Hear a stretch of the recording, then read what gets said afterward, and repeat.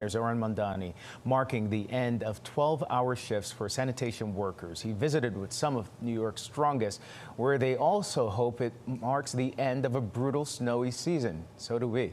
Henry Rossop joining us right now live from Gowanus, where he spoke exclusively with the mayor. Henry, you pressed the mayor on what more could have been done to clear the snow and keep people out in the cold safe.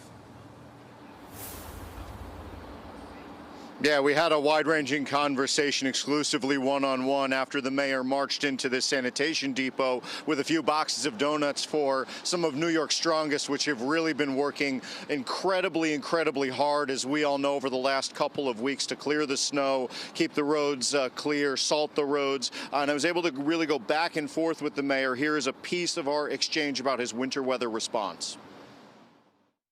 What could you have done better? Well, I think first and foremost, I want to recognize what the incredible work that the men and women of DSNY did, which is show up, whether it was for the first storm that we'd seen at that scale in many years, or the first blizzard we'd seen in this city in a decade. And after the first storm, we asked ourselves, what are the things that worked well over the course of this response that we could start from the first day? One thing we found was emergency snow shovelers. We came in, we had maybe about 1,500 or 1,600 emergency snow shovelers signed up to a program. We did the extensive outreach to then bring that number up by about 6,000 additional shovelers. Them paired with the incredible DSNY workers meant that they could clear crosswalks, bus stops, the very kinds of places that New Yorkers have often seen as the last part of the response to finally bring it up to the first part. What about deaths of New Yorkers out in the cold? And we learned this week there's some that occurred in homes, which we're now just finding out about. What changes need to be made there, especially as you look forward to next winter season? We mourn the loss of each and every New Yorker, and we had 19 New Yorkers lose their lives outside, and we found from the preliminary investigations that about 15 of them lost their lives from hypothermia, 3 from drug overdose and alcohol-related deaths, and then 1 from a cardiac event.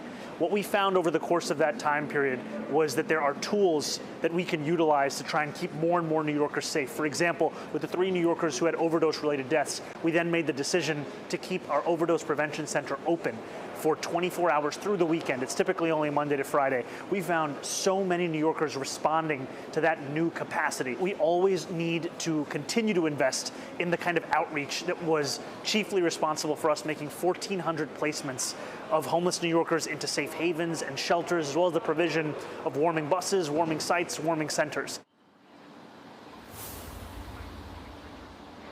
So plenty more to that exclusive one-on-one conversation, which is already posted at pix11.com, including me pressing the mayor about how much this massive winter response, all the salt, all the overtime, all the triple and double shifts for sanitation workers, those paid volunteer workers, how much is that going to contribute to the city's big multi-billion-dollar budget deficit? Plus, we had a little bit of fun toward the back end of the interview where I asked him if he realized that the viral winter jacket that people were talking about a month or so ago actually was a reference to Paw Patrol.